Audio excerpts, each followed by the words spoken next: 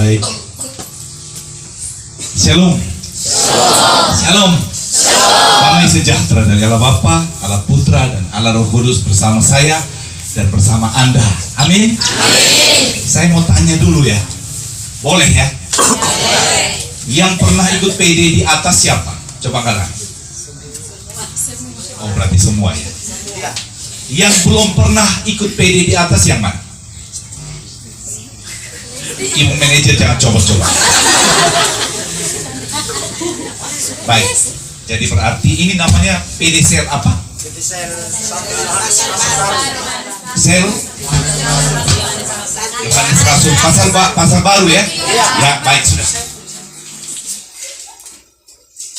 Saya mau tanya Om Bento, ini tempat ini biasa dipakai untuk apa? Ini Om Bento pun ini tempat ini. Ada ini kayak ada tirai belakang ini. Biasa pakai buat acara kan? Tidak. Atau ini baru pasang ini? Oh, kita beri kemuliaan bagi nama Tuhan. Terima kasih Om Bento dan Ibu belajar memberikan yang terbaik untuk Tuhan. Amin. Amin. Jadi hari ini Ibu ada di mana? Bento. Oh, baik. Selamat sore Ibu. Baik, terima kasih ini rumah terberkati oleh Tuhan. Amin. Terberkati oleh Tuhan. Dia di belakang, tapi berkat Tuhan loncat dari depan sampai di belakang. Amin. Kalau tadi kita dengar 3 kesaksian ya, saya tiba-tiba yang saya mau bawa jadi tidak jadi. Jadi kalau tadi kita perhatikan 3 kesaksian ya, kalau Anda perhatikan, hidup itu ya seperti itu, ya. Hidup itu seperti itu. Hidup itu Anda dan saya tidak pernah bisa bermimpi. Dia seperti langit yang tidak ada awan, begitu ya. Anda dan saya tidak pernah bermimpi. Tadi saya dari Winnie, saya agak terlambat kita pergi ke Winnie. Anda dan saya tidak pernah bisa berharap bahwa hidup ini seperti laut yang tidak ada gelombang. Hidup ini seperti itu. Saya kemarin di PD saya katakan, Anda dan saya ini sedang hidup di sebuah dunia yang sangat berbahaya. Berbahaya sekali. Kalau Anda dengar 3 cerita tadi, semua bicara tentang apa? Tentang masalah. Begitu ya. Dan memang hidup ini, Anda dan saya ingat baik-baik, di dunia ini tidak pernah satu waktu Anda dan saya berharap satu waktu Anda dan saya tidak ada masalah. 3 orang tadi kesaksian itu hanya mau mewakili bahwa itulah kenyataannya. Ada yang bisa cerita begitu, ada yang tidak bisa cerita. Tapi Anda bisa lihat dari ekspresi mukanya. Bisa lihat atau tidak? Bisa. Anda lihat dari mukanya saja, engkau tahu biar eyeshadownya birunya lapis 3, biar alis matanya di verf 2 tingkat. Pernah lihat alis mata 1 ke atas 1 ke bawah? Dulu saya ingat ya, kita pernah pergi ke pesta di Camplong. Saya masih SMA. Waktu zaman itu adik dari bos Aimi pesta di Camplong. Saya SMA kira-kira. Naik bis Bintang Jaya sampai di akhir yang di Camplong, baru make up di situ. Waktu kami tiba sudah jam 7 malam. Anda bayangkan, pada zaman itu salon masih kurang sekali. Jadi sampai di air itu, tenda pesta musik sudah bunyi. Mempelai laki-laki masih di air mau make up. Saya punya tante-tante itu ya, itu mengandalkan lampu oto. Kacanya apa? Spion oto. Jadi karena lampunya kurang terang, itu mereka veref itu sembarang. Tapi tidak ada yang tahu karena memang agak gelap. Anda tahu kapan baru tahunya? Pada waktu kita sudah masuk ke tenda pelaminan, lampunya terang sekali, maka terbukalah mata semua orang. Ada yang alis satu naik ujung ke kanan, satu ujung turun ke kiri. Tapi kita tidak bisa ulang lagi make up-nya. Tapi apa yang saya mau katakan pada Anda? Lihat ya, perhatikan baik-baik. Hidup ini seperti itu.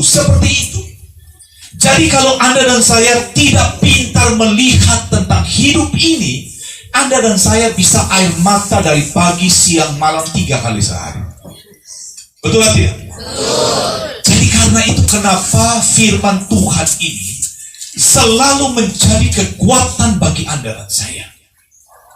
Orang-orang yang kenal firman Tuhan dengan baik, dengar baik-baik, mereka punya sudut pandang yang benar tentang apa yang sedang terjadi. Amin. Mereka tahu bahwa hidup ini engkau akan selalu punya sesuatu bahaya yang datang dari kuasa yang namanya kuasa kegelapan. Dan engkau akan tahu bahwa engkau kalau tidak di dalam Tuhan, engkau habis. Dengar. Jadi kalau ada orang saya ketemu ya, kemudian dia gaya sekali tidak cari Tuhan, saya cuma dalam hati berkata, orang ini akan tahu dengan siapa dia akan berhadapan. Sebab dengar baik-baik, sebelum Anda dan saya lahir di bumi, iblis sudah ada atau belum? Sudah ada atau belum? Sudah ada. Dengar. Jadi Anda dan saya dilahirkan di bumi ini. Kenapa anak lahir? Pernahkah engkau lihat anak lahir langsung tertawa? Pasti Pak Bene juga tidak ya. Pak John juga tidak. Begitu ya? Kecuali ibu manajer. Pasti tidak juga. Lahir selalu menangis. Sebab bahaya sudah menanti di sana. Iblis itu keliling Anda 24 jam. Jadi karena itu walaupun saya bawa firman di mana-mana, tidak pernah sekalipun saya berani berkata saya hebat. Tidak pernah. Sebab saya tahu kekuatan saya hanya datang dari Tuhan. Semakin saya dipercayakan Tuhan, saya harus semakin rendah hati dan berkata, kalau bukan karena Tuhan, saya tidak ada artinya. Amin. Saya dengan istri saya, kami menikah sudah 24 tahun. Baru 24 tahun. Ada yang meninggal lebih lama dari kami. Tapi saya pernah dikatakan pada Anda, 24 tahun pernikahan kami hampir tidak pernah kami ribut sekalipun. Anda mungkin tidak percaya ini ya, tapi ini fakta. Kenapa? Saya dengan istri saya bangun pagi kami dua sudah tertawa. Tidur malam kami dua cerita tertawa. Kenapa? Sebab dia dewasa dalam iman, saya dewasa dalam iman. Jika suami istri dewasa dalam iman, Anda belum sampai surga. Surga sudah dapat. Amin. Tapi jika engkau tidak dewasa dalam iman dan pasanganmu lebih tidak dewasa lagi, engkau belum sampai neraka. Neraka sudah datang. Amin. Saya lihat banyak sekali. Jadi sebenarnya kalau Anda mau tahu surga yang datang atau neraka yang datang, siapa yang pilih? Siapa yang pilih? Kita yang pilih. Ingat ini, kita yang pilih. Ada satu orang kerja di tempat saya, anak perempuan, baru umur kira-kira 20 tahun, 21, kerja dengan saya. Tiba-tiba saya dengar kabar sudah ada acara pinangan secara adat, masuk minta secara adat. Oh ya, bagus, saya kata. Dan saya katakan pada orang tuanya, hati-hati jangan lupa berkat ya. Ternyata mereka setelah acara adat, masuk adat, mereka langsung bawa anak perempuan. Dan tiba-tiba saya dengar sudah hamil. Dan ini belum berkat. Terus tiba-tiba sudah hamil, baru ketahuan laki-laki ini sudah agak gila orang. Yang ini yang saya sebut kebodohan yang luar biasa. Siapa yang pilih? Dia yang pilih. Dia yang pilih. Hari-hari ini menyesal selalu datang di belakang. Di belakang. Amin. Tapi kalau Anda dan saya dewasa di dalam Tuhan, Anda tidak akan lakukan kebodohan kecil yang akan membuat engkau seumur hidup hanya sibuk membereskan sampah karena kebodohanmu ini. Ada berapa banyak orang yang sibuk membereskan sampah seumur hidup hanya karena kebodohan kecil yang dilakukan. Inilah alasan kenapa saya menjaga hidup saya. Saya dulu waktu masih kuliah, saya cerita pada istri saya pacaran non-stop waktu kuliah di Jakarta. Karena saya jurusannya teknik sipil, kemudian di lantai 4, lantai 3, lantai 2, lantai 1 itu fakultas ekonomi, perempuan semua. Kemudian kami tiap hari, Anda tahu, playboy, cap kecoak. Cap kecoak. Tiap hari kami, Tapi tahukah Anda? Tahukah Anda? Pada waktu saya dipanggil oleh Tuhan, saya sakit sampai 3 tahun. Jadi kalau ada yang sakit cuma beberapa tahun, saya sakit sampai 3 tahun. Dan sakit saya menghancurkan seluruh sekolah saya. Habis. Tapi lewat titik itu harga yang saya mesti bayar untuk saya bertobat dan saya kenal Tuhan. Pahit ya, air mata sesaat ya, tapi hari ini saya berani katakan saya tidak menyesal. Dulu teman-teman saya yang sudah selesai berkata, Anda bayangkan ya, saya semester 8 lagi skripsi, saya menjadi asisten dosen, saya bimbing banyak teman-teman, mereka sudah selesai semua, saya tidak pernah selesai. Dan mereka tanya pada saya, kenapa kamu tidak selesai? Saya katakan, itu harga yang saya harus bayar untuk satu pengenalan akan Tuhan. Amin.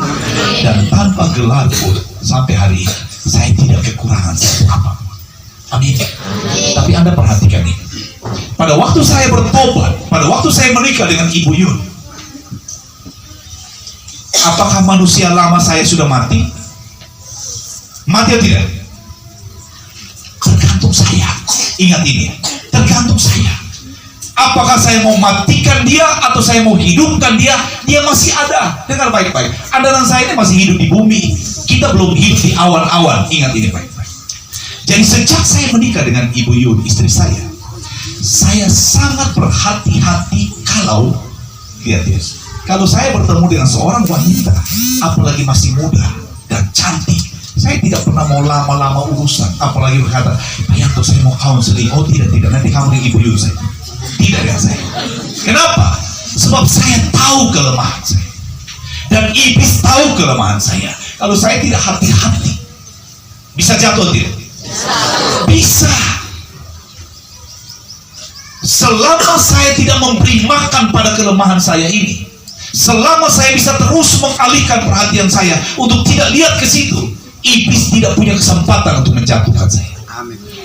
Tapi kalau saya dengan alasan, kan namanya kan membantu orang, kan namanya kan berbuat baik, kan namanya mendengar curhat, kan saya bisa doakan dia, saya bisa SMS dia, WA dia, telepon dia, maka engkau sedang, itu doa Bapa kami, dia katakan, jangan masukkan kami ke dalam pencobaan, sebab kami tahu jalan masuk sendiri.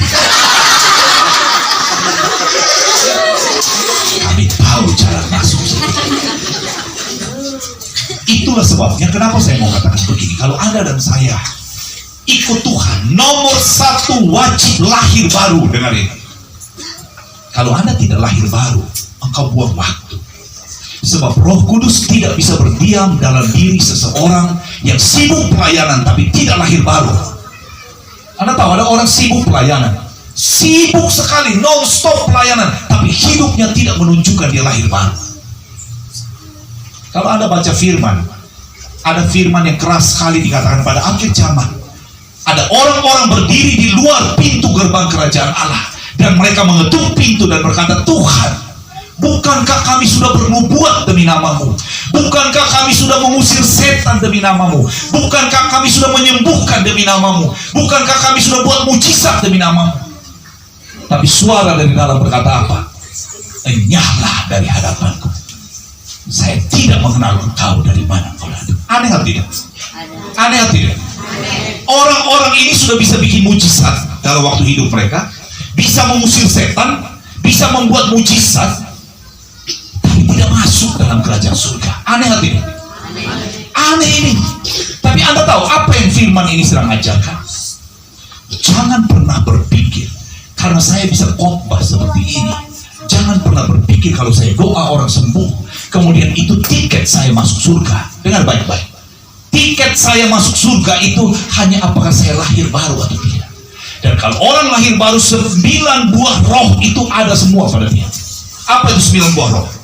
Ada kasihnya, ada sukacitanya, ada damai sejahteranya, ada kebaikannya, ada kemurahannya, ada penguasaan dirinya, ada kesetiaannya. Dan mungkin orang punya 9 buah roh, dia tidak bisa menyembuhkan orang, dia tidak bisa berkhotbah seperti saya ini, tapi bagi dia pintu surga langsung terbuka.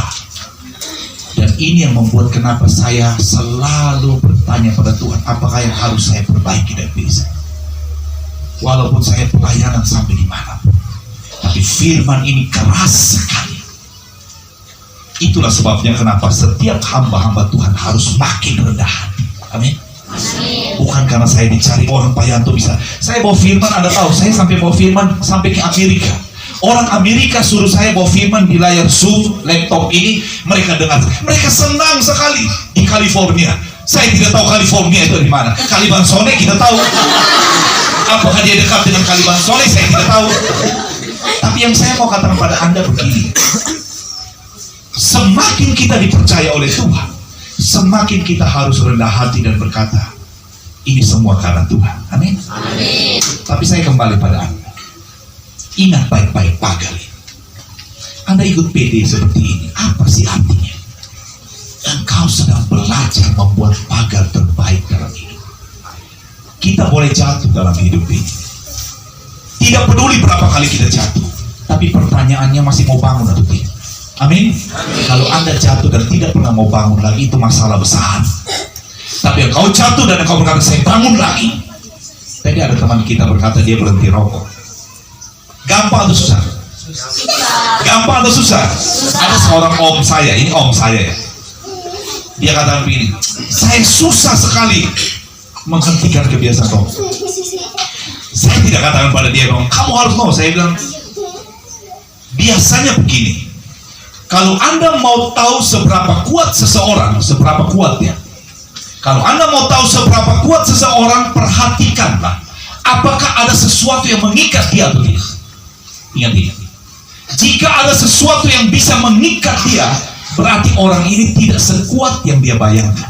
Amin. Jadi kalau jika sebuah kebiasaan bisa mengikat seorang sampai dia tidak mampu melepaskan diri, orang ini biar badannya besar, biar gajinya besar, biar pangkatnya besar, dia tidak sekuat yang dia bayangkan. Orang ini orang lemah yang kelihatannya kuat. Amin. Jadi kalau Anda mengerti ini, orang ini harus tahu benar-benar dia dalam bahaya besar sekali. Kalau urusan rokok saja bisa mengikat dia, bagaimana dengan hal besar? Amin. Itulah sebabnya kenapa saya mau katakan pada Anda begini. Kalau engkau mampu membangun sebuah pagar perlindungan. Apa itu pagar perlindungan? Hanya satu pagar perlindungan.